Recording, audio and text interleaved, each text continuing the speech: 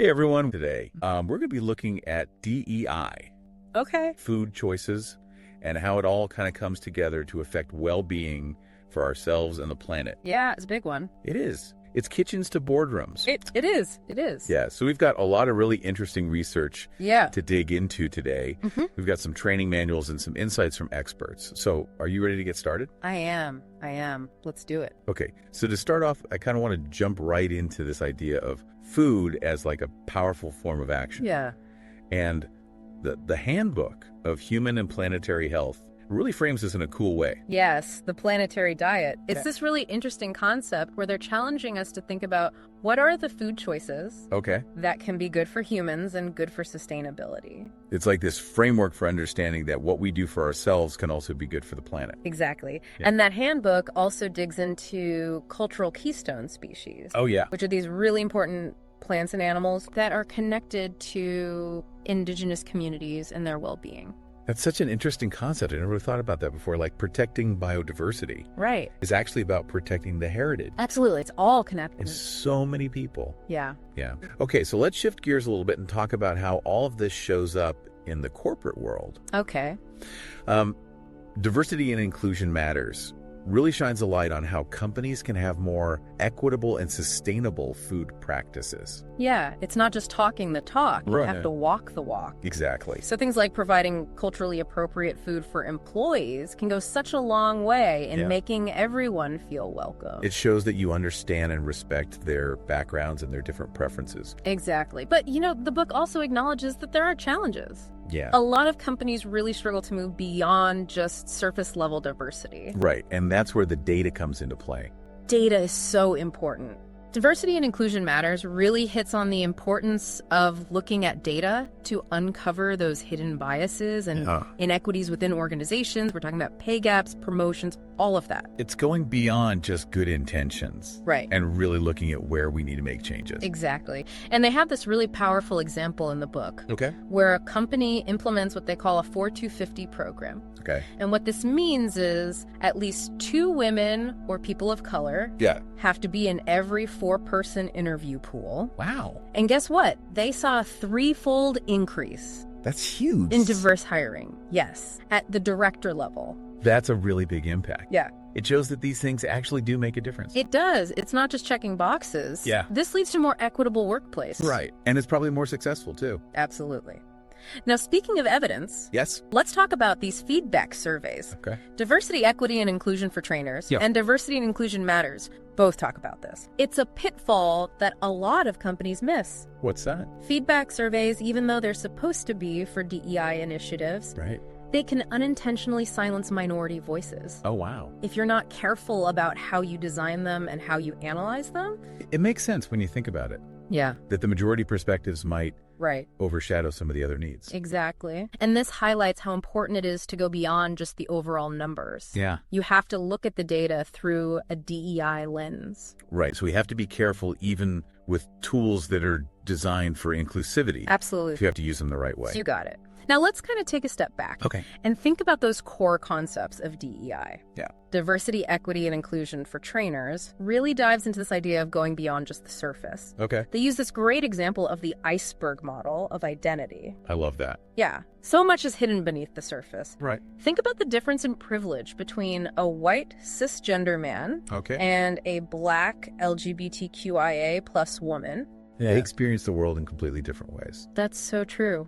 And it reminds us to recognize that those diverse perspectives exist Exactly. in all of our spaces. And this is where understanding things like implicit bias comes in. Okay. The book shares this really startling statistic. Oh, no. 75% of people who took this race, IAT, Okay. showed automatic preference for white faces. That is really eye-opening, especially when we think about well-intentioned people Right. who may not realize. It can lead to discrimination, Yeah. even if they think they're egalitarian. Wow. It's really insidious. It is. So I think privilege is also an important part of this conversation. Absolutely. And the book defines it as not having certain obstacles Right. that other people have to face. It's not saying that someone's life has been easy, Right. but they haven't had to face those barriers. Yeah. Can you give me an example? Sure. Imagine never having to worry about a family member Okay. being deported. Wow. Or imagine never being judged for what you eat because of your weight. Those are powerful examples. Yeah, and they really show why it's important Right. to have these open and honest conversations about privilege. Yeah, and I remember the book also goes into these like small but impactful things. Micro messages? Yes, micro messages. Can you remind me what those are? Yes. So it's about those micro affirmations, Okay. which are those little bits of support and positivity, Okay. versus those micro inequities, Oh, which can be really alienating. Like what? Well, imagine misgendering a non-binary person, Right. or asking your Asian American colleague, where are you really from? Oh, yeah. These little things send these big messages of othering and exclusion. It's like telling them that they don't belong. Exactly. And all of those micro inequities Right. contribute to this climate of disrespect Right. and inequity, Yeah. which is really damaging Yeah. over time. It's Yeah. all about being mindful of our words and actions. Even in casual settings. Exactly. Yeah. So bringing it back to our from kitchens to boardrooms analogy, I'm curious, what are your initial thoughts on how these DEI principles show up in the world of food and sustainability? You know, I'm honestly starting to see food in a whole new light. Yeah. It's not just what's on my plate. It's like the systems and the choices Right. that make those options available. Absolutely. Well, it feels like DEI is such a good lens to examine all of those systems. I agree. And that's where our two menus come into play. Okay. We have the DEI tasting menu, Right. it's about those individual choices, Yeah. and the DEI corporate menu, which is for organizations. Got it. And both of these highlight how we can make decisions Look at that that. reflect DEI and planetary health. So what kind of dishes are we talking about here? Well, on the DEI tasting menu, we have things like mindful sourcing, Okay. choosing locally sourced produce, or supporting businesses owned by underrepresented groups. Those are things that anyone can do, Yeah. no matter how much money you have or how good of a cook you are. Exactly. And it goes beyond sourcing. Okay. We're talking about reducing meat consumption. You're trying different cuisines, Yeah. and of course, minimizing food waste. So expanding our horizons while being good to the planet. Exactly. Yeah. And on the DEI corporate menu, we have things like inclusive procurement. Okay. That's about supporting minority-owned businesses. So companies can use their buying power to help Yeah. create a more equitable economy. Exactly. And then we also have providing culturally diverse food Right? in cafeterias and at events, Okay. and implementing those really robust sustainability initiatives. I'm getting hungry just thinking about all of this. Me too. Let's go through each of these and kind of unpack why they matter so much. Okay. Let's start with mindful sourcing. Okay. What are your thoughts? Well, I mean, just getting locally sourced produce feels like a no-brainer. Yeah. It supports farmers, reduces the carbon footprint from transportation, Right. and it's usually fresher and tastes better. All great points. And Yeah. when you support those businesses owned by underrepresented groups, Yeah. you're contributing to economic empowerment. It's like voting with your dollar, supporting businesses that align with your values. Exactly. Yeah. Okay, let's talk about reducing meat consumption. Okay. This is always a hot topic. It is. But the Handbook of Human and Planetary Health has some really strong data on the environmental impact of all of that. Absolutely. And we all know that animal agriculture is contributing to greenhouse gases, deforestation, Right. and water pollution, but it also has an impact on human health.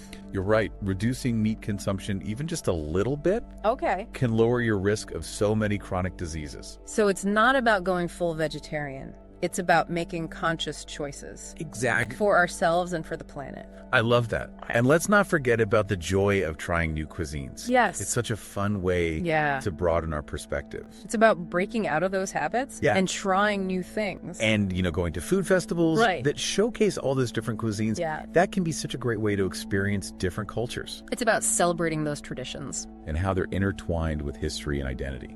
Okay. Now let's move to something that I think often gets overlooked. Okay. Food waste reduction.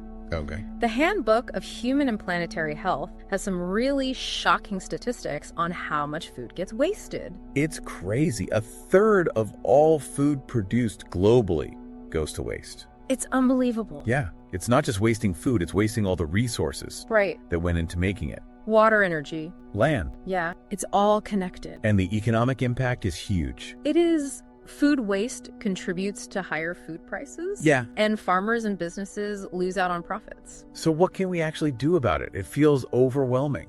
Well, the DEI tasting menu really emphasizes that it starts with us. Okay. Composting is one thing. Oh, Such a simple way to reduce landfill waste. Yeah. And you get great soil. It makes me feel good that I can actually make a difference. And of course, minimizing food waste overall. Okay. Planning meals, using leftovers, properly storing food to avoid spoilage. It's being smarter about what we buy and how we use it. Exactly. So let's jump over to the DEI corporate menu Okay. and look at those big initiatives. How are you? Inclusive procurement.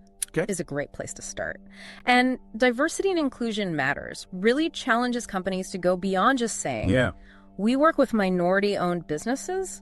Right. It's about setting goals, Right. tracking your spending, Yeah. and being accountable. It's putting your money where your mouth is. It is. Now, another one Okay. is providing culturally diverse food options. Yeah. Again, going beyond the surface, Right. it's about actually understanding Yeah. the dietary needs and preferences Of everybody. of a diverse workforce. Yeah. Exactly. Yeah. And Diversity and Inclusion Matters suggests doing surveys. That's a good idea. Yeah, to get feedback from employees. It shows that you care. It does. And of it. course, we have the sustainability initiatives. Right.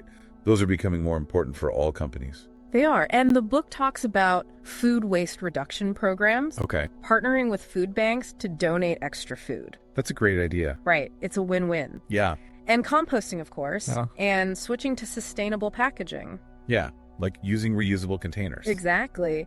And choosing suppliers who use eco-friendly packaging Okay. and promoting plant-based meal options. Right.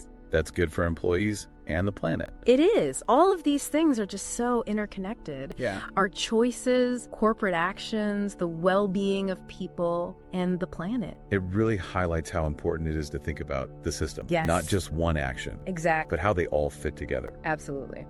So what are you taking away from all of this? I think the biggest thing for me is that we do have power as individuals. Yeah. It's easy to feel overwhelmed with all these challenges, Right. but we can make a difference. Every choice matters. It just be the change you want to see, right? Absolutely. Yeah. And we can be advocates for change at work and in our communities. Yeah, it doesn't matter what our job title is. Right. We can all challenge bad behavior We can. and support initiatives. We can. And if you're not sure about a company's practices, ask them. Transparency is so important. It is. If they're really committed to DEI and sustainability, Yeah.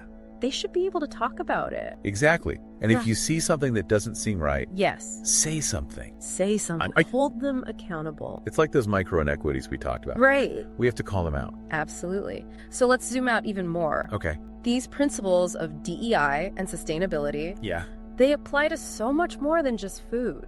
it's true. Everything we buy, from Yeah. clothes to tech, It all has an impact. it does. So we have to be conscious consumers. Yeah. Do your research. Yes. And make choices that align with your values. Exactly. And advocate for systemic change. Yes. Support policies that are fair to workers. Yeah. Protect the environment. Right. And get at those root causes of inequality. It's a collective effort. It is. We all have to do our part. So as we wrap up, I want to leave you with this thought. Okay. We've talked about how DEI can change food systems.